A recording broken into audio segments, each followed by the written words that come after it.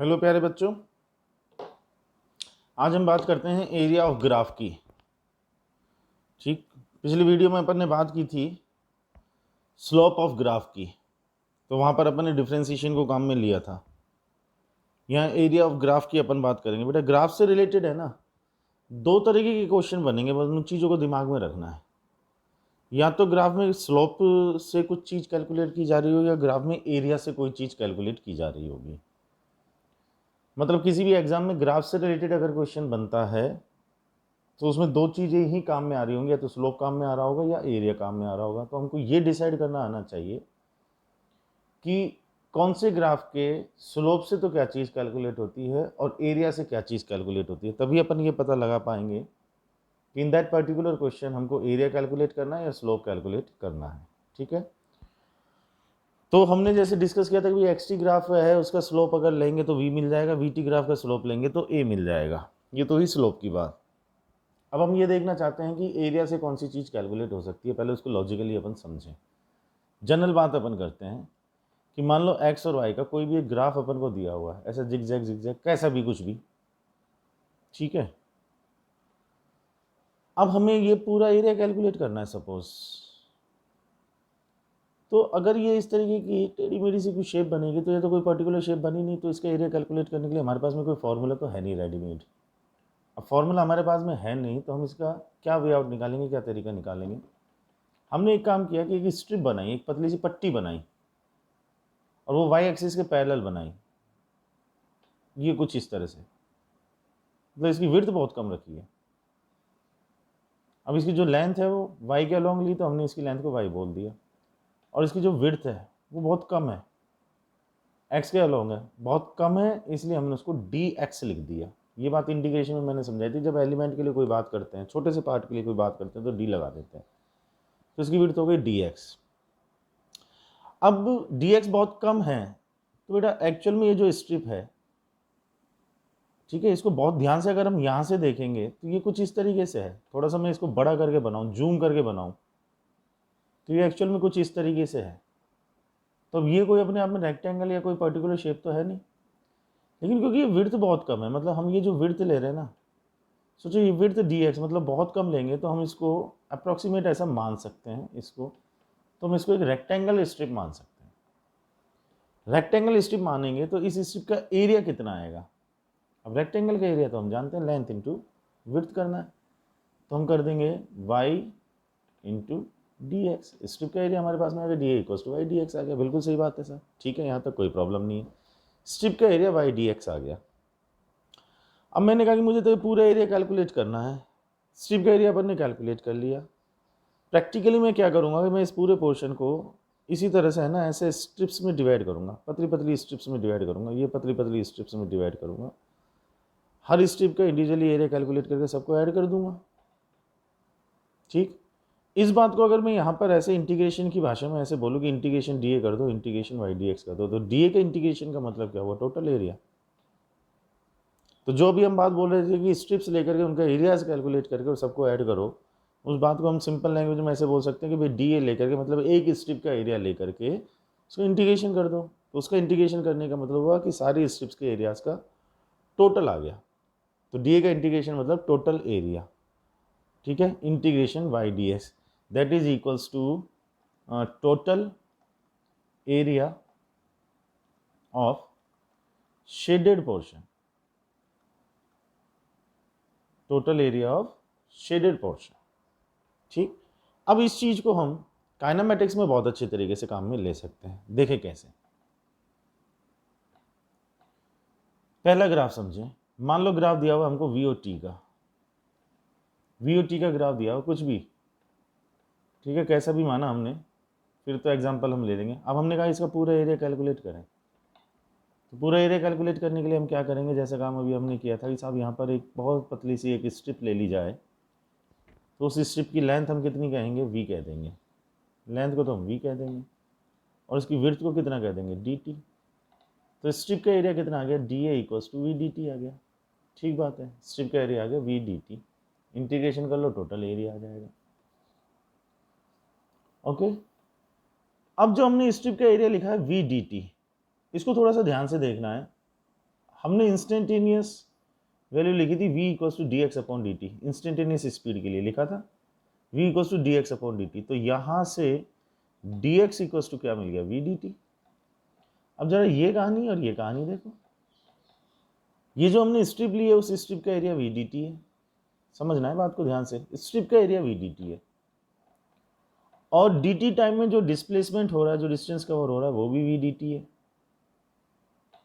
इसका मतलब हम ये कह सकते हैं कि अगर हमने इस स्ट्रिप का एरिया कैलकुलेट किया तो हमको इस छोटे से टाइम इंटरवल dt के लिए डिस्प्लेसमेंट की वैल्यू मिल गई है। dx क्या है, dt टाइम में होने वाला डिस्प्लेसमेंट। तो अगर मैं इस स्ट्रिप का एरिया कैलकुलेट करता हूं तो इतने टाइम में होने वाला डिस्प्लेसमेंट मिल जाता है। अब एक बात सोचना, अगर मैं एक और स्ट्रिप ले लूं यहां कहीं, उसका एरिया अगर कैलकुलेट कर लूं तो क्या इस टाइम इंटरवल का, ये जो टाइम इंटरवल है, इसका डिस्प्लेसमेंट मिल जाएगा अगर इस स्ट्रिप का एरिया कैलकुलेट करूँ तो। कहने का मतलब किसी भी स्ट्रिप का एरिया अगर कैलकुलेट किया तो उस पर्टिकुलर टाइम इंटरवल के लिए हमको डिस्प्लेसमेंट मिल गया। डिवाइड कर दो, पूरे को ऐसे डिवाइड कर दो, इस तरह से स्ट्रिप्स में डिवाइड कर दो, ठीक है। अब सोचो सारे स्ट्रिप्स का एरिया लेकर के सबका टोटल कर दिया तो कि यहाँ से यहाँ तक का जो टोटल टाइम इंटरवल है उसके लिए डिस्प्लेसमेंट आ जाएगा। भाई एक स्ट्रिप का एरिया कैलकुलेट किया तो उस टाइम का डिस्प्लेसमेंट आ गया, दूसरी स्ट्रिप का एरिया कैलकुलेट किया तो उस टाइम का डिस्प्लेसमेंट आ गया, तीसरी स्ट्रिप का एरिया कैलकुलेट किया तो उस टाइम का डिस्प्लेसमेंट आ गया। पूरे पोर्शन को ऐसे स्ट्रिप्स में डिवाइड करके सारे स्ट्रिप्स के एरियाज ले लिए और सबको ऐड कर दिया तो टोटल टाइम का टोटल डिस्प्लेसमेंट आ जाएगा क्या।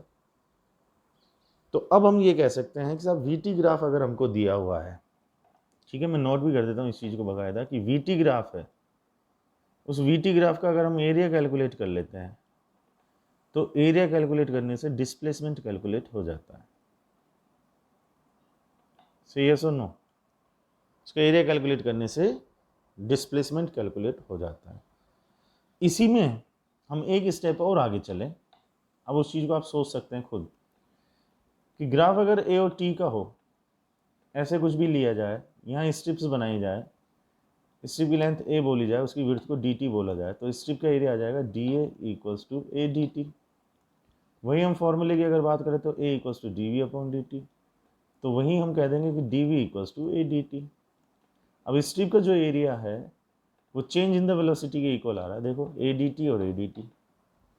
तो अगर मैंने इस स्ट्रिप का एरिया कैलकुलेट किया तो मुझे यहाँ से और यहाँ तक का चेंज इन द वेलोसिटी मिल गया। सोचो पूरा एरिया अगर मैं कैलकुलेट कर लूँ, मतलब स्ट्रिप्स के एरियाज का टोटल कर दूँ, तो क्या यहाँ से और यहाँ तक के पूरे टाइम के लिए चेंज इन द वेलोसिटी मिल जाएगा।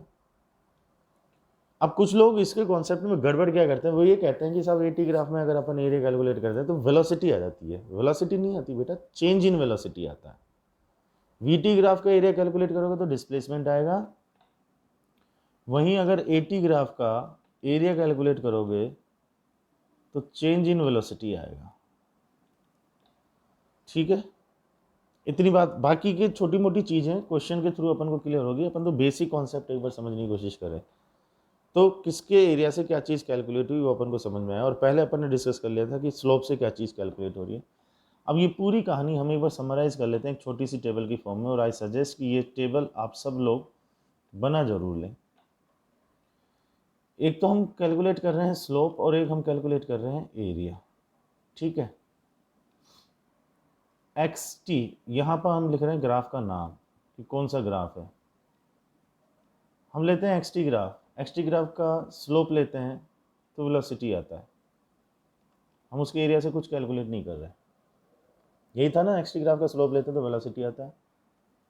वी टी ग्राफ की बात करो, वी टी ग्राफ का स्लोप अगर अपन लेंगे तो क्या आएगा, एक्सेलरेशन आएगा। एरिया अगर कैलकुलेट करेंगे तो क्या आ जाएगा, एरिया कैलकुलेट करेंगे तो डिस्प्लेसमेंट आ जाएगा। एटी ग्राफ की अपन बात करते हैं, अपन एटी ग्राफ के स्लोप से कुछ कैलकुलेट नहीं कर रहे हैं, लेकिन एटी ग्राफ का अगर एरिया कैलकुलेट करते हैं तो हम क्या चीज़ कैलकुलेट कर लेते हैं, चेंज इन वेलोसिटी। ये समरी है, ये समरी रहनी चाहिए हमारे दिमाग में, किसके स्लोप से क्या मिला, बस ये छोटी सी टेबल हमारे दिमाग में सेट होनी चाहिए। अब एरिया से रिलेटेड एक दो क्वेश्चंस अपन ट्राई कर लेते हैं, जिसमें मैंने कहा कि V और T, सपोज इस तरीके का ग्राफ है, ठीक है, इसमें डिस्प्लेसमेंट और डिस्टेंस वाली चीज़, अच्छा डिस्प्लेसमेंट साथ ही साथ में लिख लेना डिस्टेंस, दोनों चीज़ें कैलकुलेट होंगी, लेकिन इसको थोड़ा सा कॉन्सेप्चुअली क्लियर करना पड़ेगा, गड़बड़ नहीं करेंगे इसमें।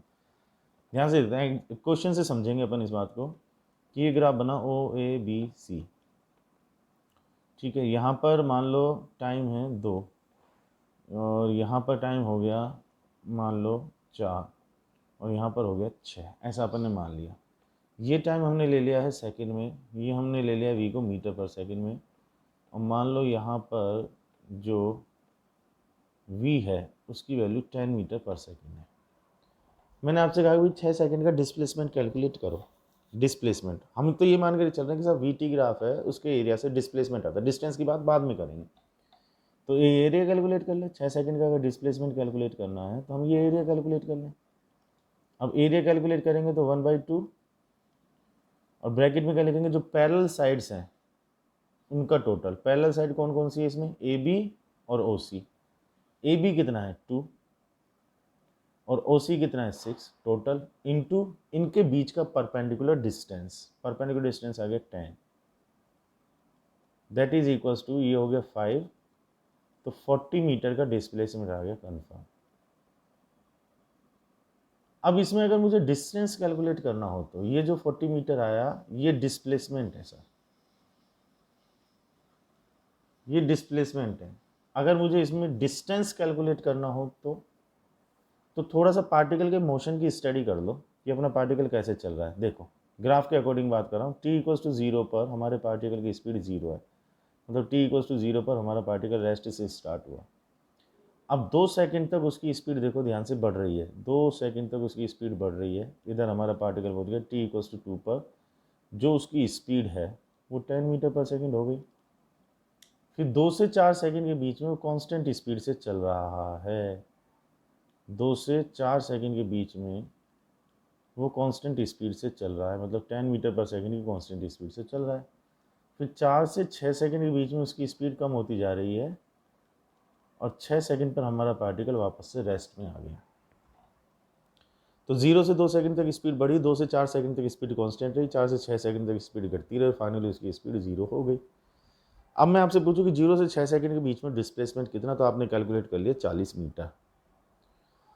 और मैं इस केस में आपसे पूछूं कि डिस्टेंस कितना, तो इसीलिए हम कहते हैं कि भाई चीज़ को कॉन्सेप्चुअली समझ लेना चाहिए। अब ग्राफ के बेसिस पर हमने पार्टिकल का मोशन डिफाइन कर दिया कि साहब हमारा पार्टिकल किस तरीके से चल रहा है।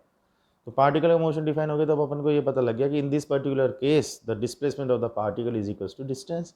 0 से 6 के बीच में डिस्प्लेसमेंट और डिस्टेंस इक्वली आएंगे क्योंकि इसी डायरेक्शन में चलता जा रहा है, तो हम आंसर कहेंगे कि डिस्टेंस भी 40 मीटर आएगा। ठीक, अब इसी में थोड़ा सा क्वेश्चन को हम बढ़िया कर लेते हैं, थोड़ा सा बढ़िया कर लेते हैं क्वेश्चन। कैसे कि मान लो चलो ट्रायंगल ही बना लेते हैं अपन, ये लिया और ये इस तरीके से ऐसे है, ये हो गया हमारा V और ये हो गया हमारा T। Okay, O A B C D, यहाँ पर मान लो V की वैल्यू है 10 और यहाँ पर भी V की वैल्यू नेगेटिव साइड में 10। ओके, और यहाँ पर T की वैल्यू हो गई 0 और यहाँ पर मान लो T की वैल्यू हो गई है 4 और यहाँ पर वैल्यू हो गई है 6। क्लियर है सर? हमसे कहा 0 से 6 सेकंड के बीच में डिस्प्लेसमेंट और डिस्टेंस। अब यहाँ थोड़ा सा हमको केयरफुल होकर चलना है, कॉन्सेप्ट में समझा दूंगा, कन्फ्यूजन कहाँ होगा, गड़बड़ कहाँ हो सकती है, उस चीज़ को समझने की कोशिश करना। हमने कहा साहब ऊपर का एरिया कैलकुलेट कर लो, फर्स्ट पार्ट का एरिया, इसका एरिया कैलकुलेट करेंगे तो 1/2 इंटू ट्राइंगल की बात कर रहे हैं ना, इंटू में 4 इंटू में 10, ये आ गया 20 मीटर। नीचे वाले पार्ट का एरिया कैलकुलेट कर लो, 1/2 इंटू में 2 इंटू 10, ये आ गया हमारे पास में 10 मीटर। ठीक है, अब क्वेश्चन हमारे सामने है कि साहब डिस्प्लेसमेंट की अगर हम बात करें, किसकी, डिस्प्लेसमेंट की अगर हम बात करें तो डिस्प्लेसमेंट कितना लिखना है, 20 + 10 करें या 20 - 10 करें, यही तो एक सोचने वाला पॉइंट आएगा। ऊपर तो पूरा ग्राफ पॉजिटिव पॉजिटिव में था इस वाले क्वेश्चन में, यहाँ इस वाले क्वेश्चन में क्या हो रहा है कि पॉजिटिव नेगेटिव साइड दोनों में, इसलिए थोड़ा सा केयरफुल होना पड़ेगा। तो फिर पार्टिकल के मोशन को डिफाइन कर लो। ये जो ऊपर टेबल बनाई हुई है इसको मैं एक बार हटाता हूँ। पार्टिकल का जो मोशन है ना, पार्टिकल के मोशन को डिफाइन कर लो। कैसे कर लो, जैसे जैसे ग्राफ का है वैसे वैसे ड्रॉ करते हुए चलें। भाई टी इक्वल्स टू 0 पर हमारे पार्टिकल की रफ्तार 0 है, ठीक है। फिर ये मान लो ये कौन सा टाइम है, ये 2 सेकंड मान लो। तो ध्यान से देखो, ओ से ए तक मतलब 2 सेकंड तक हमारे पार्टिकल की रफ्तार बढ़ती जाएगी। तो टी इक्वल्स टू 2 पर हमारे पार्टिकल की रफ्तार कितनी हो गई है, 10 मीटर पर सेकेंड। फिर 2 से 4 तक हमारे पार्टिकल की रफ्तार घटी, 2 से 4 तक पार्टिकल की रफ्तार घटी, 2 से 4 तक पार्टिकल की रफ्तार घट कर कितनी हो गई, 4 पर 0 हो गई, ठीक है। अब ये जो पॉइंट है ये 5 सेकंड वाला मान लो। अब थोड़ा सा ध्यान से देखना, 4 से 5 के बीच में पहली बात तो कि रफ्तार नेगेटिव हो गई, मतलब वेलोसिटी नेगेटिव हो गई। नेगेटिव होने का मतलब हुआ कि 4 सेकंड के बाद में हमारा पार्टिकल अब इधर की तरफ चलेगा, लेफ्ट साइड में। और 4 से 5 सेकंड के बीच में हमारे पार्टिकल की रफ्तार बढ़ती जा रही है। तो टी इक्वल्स टू 5 पर हमारे पार्टिकल की रफ्तार 10 मीटर पर सेकंड इधर की तरफ लेफ्ट में चलती है, क्योंकि नेगेटिव। 5 से 6 के बीच में वेलोसिटी है तो नेगेटिव ही, लेकिन वो कम होती जा रही है, घटती जा रही है। और टी इक्वल्स टू 6 पर अगर हम बात करें तो हमारे पार्टिकल की वेलोसिटी 0 हो गई। तो ये हमारे पार्टिकल की मोशन की कहानी रहेगी साहब। हमारा पार्टिकल ऐसे गया, ऐसे यहाँ रुका और घूम करके वो इधर की तरफ चल दिया, ये तो रही बात। तो ये t इक्वल्स टू 0 है, ये t इक्वल्स टू 4 है, और ये t इक्वल्स टू 6 है। अब बेटा हमने ये जो एरिया कैलकुलेट किया ऊपर वाले पोर्शन का, जो 20 मीटर आया था, वो कहाँ से कहाँ तक की बात थी, 0 से 4 सेकेंड। इसका मतलब 0 से 4 सेकेंड ये हमारा 20 मीटर आया था। और नीचे जो है वो 4 से 6 सेकेंड है, मतलब 10 मीटर। तो ये हमारा 10 मीटर आया। अब पार्टिकल का मोशन अगर हमको समझ में आ गया तो अब हमको कोई डाउट नहीं है। 0 से 6 सेकेंड के बीच में डिस्प्लेसमेंट कितना आएगा बेटा, डिस्प्लेसमेंट आएगा इतना, हाँ या ना। तो डिस्प्लेसमेंट कितना लिखेंगे, 20 माइनस 10 करें या 20 प्लस 10 करें, माइनस करना है। तो हम डिस्प्लेसमेंट लिख देंगे 20 माइनस 10, दैट इज़ 10 मीटर। अच्छा, डिस्टेंस कितना लिखेंगे, 0 से 6 सेकंड के बीच में डिस्टेंस कितना लिखेंगे, डिस्टेंस तो टोटल लेंथ होगी, तो 20 प्लस 10 दैट इज़ 30 मीटर। तो अब हमको फंडा क्लियर हो गया कि साहब वी और टी का ग्राफ पॉजिटिव नेगेटिव साइड दोनों में हो, तो डिस्प्लेसमेंट कैलकुलेट करने के लिए ऊपर के एरिया में से नीचे का एरिया माइनस कर दो डिस्प्लेसमेंट के लिए, और डिस्टेंस के लिए ऐड कर दो। तो डिस्टेंस के लिए कुछ सोचने की ज़रूरत नहीं, चाहे ग्राफ ऊपर बने चाहे नीचे बने, चाहे थोड़ा सा ऊपर थोड़ा सा नीचे बने, डिस्टेंस के लिए सब एरियाज़ को ऐड करना है। डिस्प्लेसमेंट में ध्यान रखना कि नेगेटिव साइड में अगर चला गया तो आपको एरिया को माइनस करना होगा। बोलो ये बात क्लियर है अच्छे तरीके से, 100%। ऐसे ही एक क्वेश्चन हम एटी ग्राफ का भी कर सकते हैं जिसमें एरिया से रिलेटेड बात हो रही हो। ए और टी, ओके, कुछ ऐसा दे दिया हमको। सिंपल सा एक एग्जांपल ले लेते हैं, उस बात को समझ लेते हैं। ये इस तरह से ये पैरेलल है, ठीक है, ओ ए बी सी, ठीक है। इसको हमने कह दिया 2 है, इसको हमने कह दिया 4 है, इसको कह दिया 6 है, कुछ भी वैल्यूज़ ले लें, वैल्यू मैटर नहीं कर रही, हमको तो कॉन्सेप्ट समझना है, मीटर पर सेकंड स्क्वायर। अभी मैं आपसे कहूँ कि 0 से 6 सेकंड के बीच में change in the velocity calculate करो। चेंज इन वेलोसिटी, क्या चीज़ कैलकुलेट करनी है, चेंज इन वेलोसिटी। तो हम कहेंगे एरिया कैलकुलेट कर लो, चेंज इन द वेलोसिटी आ जाएगा। तो इसका एरिया कैलकुलेट कर लेंगे, जो भी आएगा 1/2, पैरेलल साइड कितनी आ गई है 2 + 6, और इनटू में मान लो ये वैल्यू है कितनी है 4 है। अच्छा, ये जो टोटल करोगे समझ में आ रहा है ना, ये 2 तो ये हो गया यहाँ से यहाँ तक, और 6 हो गया यहाँ से यहाँ तक। तो फॉर्मूला ये तो है कि 1/2 ब्रैकेट में पैरेलल साइड्स का टोटल, एक साइड है 2 और एक साइड है 6, उसका टोटल इनटू में इनके बीच का ये परपेंडिकुलर डिस्टेंस, ये परपेंडिकुलर डिस्टेंस, वो कितना है 4। तो ये कितना आ गया 6 2 8, ये आ गया 2, और ये आ गया 16 मीटर पर second. This is change in the velocity. ऐसे हमने change in the velocity calculate कर लिया, ठीक है। और जो इक्वेशंस ऑफ मोशन हम लेते हैं, 3 इक्वेशंस जो लेते हैं, वो भी हम ग्राफ से डिराइव कर सकते हैं, डिफरेंशिएशन इंटीग्रेशन से भी डिराइव कर सकते हैं और ग्राफ से भी डिराइव कर सकते हैं। पहले मैं ग्राफ से आपको डिराइव करके बताता हूँ कि इक्वेशन ऑफ मोशन कैसे मिलते हैं। सबसे पहली बात कि इक्वेशन ऑफ मोशन अपन ले रहे हैं ए इक्वल्स टू कॉन्स्टेंट के लिए, तभी तो बात करेंगे। ए कॉन्स्टेंट है तो v और t का ग्राफ कैसा आएगा। ये नीचे वाले नेगेटिव की अपन को ज़रूरत नहीं पड़ेगी, इसको रहने देते हैं। v और t का ग्राफ कैसा आएगा, a अगर कांस्टेंट है तो। अब याद करो vt ग्राफ से स्लोप अगर कैलकुलेट कर लेते हैं तो a आता है, और हम कह रहे हैं कि a कांस्टेंट है, इसका मतलब स्लोप कांस्टेंट है। स्लोप कांस्टेंट है, इसका मतलब vt ग्राफ कैसा आना चाहिए, स्ट्रेट लाइन। तो vt ग्राफ ऐसा एक स्ट्रेट लाइन हमने बनाया। अब आप ये सोचेंगे सर स्ट्रेट लाइन यहाँ ओरिजिन से शुरू क्यों नहीं की, क्योंकि ज़रूरी नहीं है बेटा कि t इक्वल्स टू 0 पर v की वैल्यू 0 हो। हम तो एक जनरल केस लेकर के चलेंगे ना, तो हमने कह दिया कि भाई t इक्वल्स टू 0 पर v की वैल्यू u है, जिसको अपन इनिशियल वेलोसिटी बोल रहे हैं। ठीक है, और भी इसको बहुत ज़्यादा आगे एक्सटेंड करने की ज़रूरत नहीं है, इतने से ही हमारा काम चल जाएगा। और हमने ये मान लिया कि t टाइम पर जो वेलोसिटी है वो v है। t टाइम पर जो वेलोसिटी है वो v है, तो t टाइम पर जो वेलोसिटी है वो v है। ठीक है, t इक्वल्स टू 0 पर वेलोसिटी होगी, t टाइम पर वेलोसिटी v होगी। हमने स्ट्रेट लाइन ग्राफ क्यों लिया, क्योंकि a कांस्टेंट और vt ग्राफ का स्लोप ही a को बताएगा, तो इसलिए हमने स्ट्रेट लाइन लिया। चलो अब यहाँ से देखो इक्वेशंस को अपन ड्राइव करते हैं। कैसे ड्राइव करते हैं कि ये हमने एंगल थीटा मान लिया, तो बेटा इसमें अगर मैं टेन थीटा कैलकुलेट करूँ तो टेन थीटा क्या होगा, स्लोप ही तो होगा। टेन थीटा ही तो स्लोप होता है, और स्लोप का मतलब यहाँ पर क्या है, एक्सेलेरेशन। तो हम कहते हैं tan theta is equals to a. और टेन थीटा अगर हम कैलकुलेट कर रहे हैं तो हमको लिखना है ये परपेंडिकुलर और अपॉन में ये बेस। अच्छा, परपेंडिकुलर कितना आएगा, ध्यान से देखें तो परपेंडिकुलर आएगा v माइनस यू, अपॉन में बेस कितना आ जाएगा t। सॉल्व करेंगे तो v minus u equals to a t, तो v equals to u plus a t. हमारा फर्स्ट इक्वेशन डिराइव हो गया इजीली। ठीक, सेकेंड इक्वेशन पर बात करते हैं। vt ग्राफ है, इसका एरिया अगर अपन कैलकुलेट कर लें पूरा, ये एरिया अगर कैलकुलेट कर लें तो डिस्प्लेसमेंट आ जाएगा, तो s इक्वल्स टू 1/2। अब पैरेलल साइड कौन कौन सी है, ये वाली और ये वाली, यस और नो। इन पैरेलल साइड्स का अपन को टोटल करना है, तो ये वाली साइड हमारी कितनी आ गई, u आ गई, और इधर वाली ये साइड हमारी कितनी आ गई है, v आ गई। तो ये पैरेलल साइड्स का टोटल आ गया, इनटू में इनके बीच का परपेंडिकुलर डिस्टेंस ये आएगा, दैट इज t। तो s इक्वल्स टू 1/2। अब u प्लस v को हमने लिख दिया u प्लस ए टी, और इनटू में t।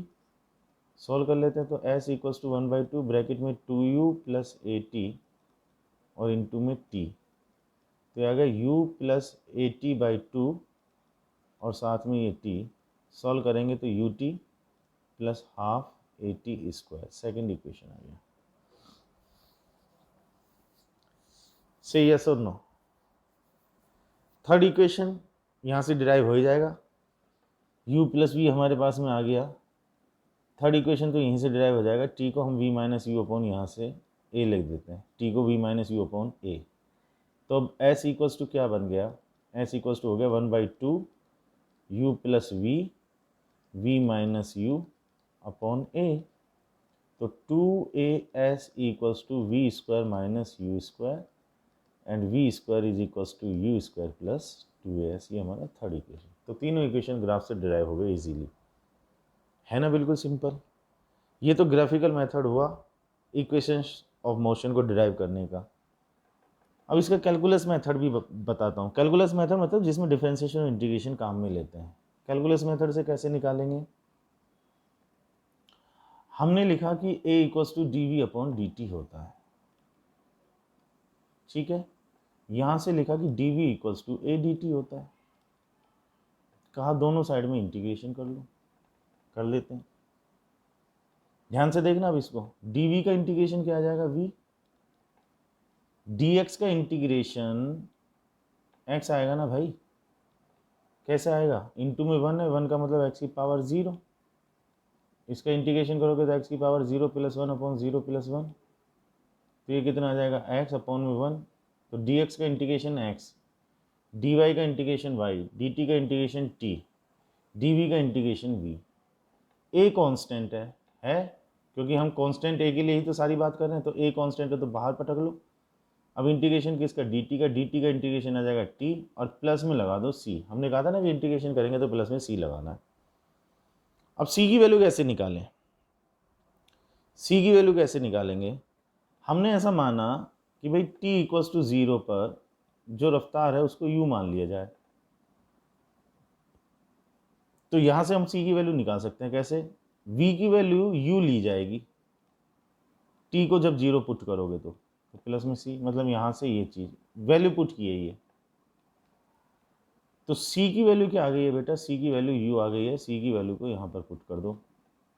तो v equals to u plus a t. बोलो बात समझ में आई क्या नहीं है, क्लियर है। ये डेफिनेट इंटीग्रेशन से भी किया जा सकता है, लिमिट्स लगा करके भी, उस पर अभी अपन चर्चा नहीं कर रहे हैं, ज़रूरत पड़ने पर डेफिनेट इंटीग्रेशन सीख लिया जाएगा। तो ये आगे हमारा v equals to u plus a t, ठीक है। अब ऐसे ही हम बात करते हैं सेकंड इक्वेशन के लिए कि साहब v इक्वल्स टू हम d s upon d t कहते हैं। तो d s equals to v d t,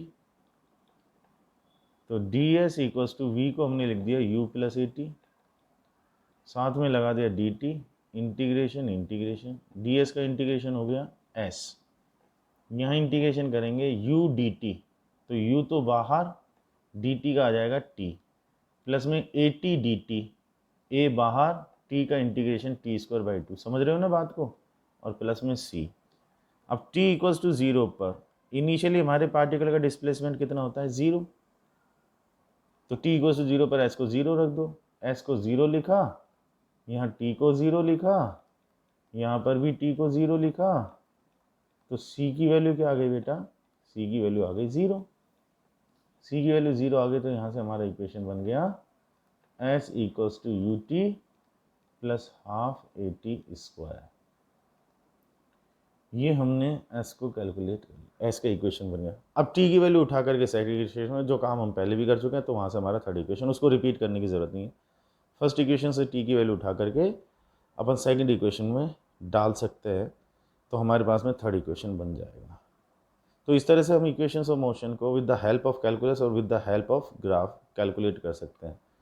तो ये डिफरेंशिएशन, इंटीग्रेशन, ग्राफ का स्लोप, ग्राफ का एरिया, ये कुछ बहुत बेसिक चीज़ें हैं फिजिक्स की जो हमको एकदम क्रिस्टल क्लियर होनी चाहिए कि कौन से ग्राफ के स्लोप से क्या चीज़ कैलकुलेट होगी, एरिया से कौन सी चीज़ कैलकुलेट होगी, डिफरेंशिएशन का मतलब क्या है, इंटीग्रेशन का मतलब क्या है, ये सब चीज़ें बिल्कुल बेसिक चीज़ है, ये अपन को 100% तरीके से क्लियर होनी चाहिए, ठीक है। तो इस वीडियो में इतना, यहाँ इक्वेशन ऑफ मोशन को अपन ने डिराइव करना भी सीख लिया। अब इससे आगे की जो बात है वो फिर अपन नेक्स्ट वीडियो में जल्दी ही डिस्कस करेंगे, जल्दी ही मिलेंगे। Till then thank you very much, take care, bye, see you.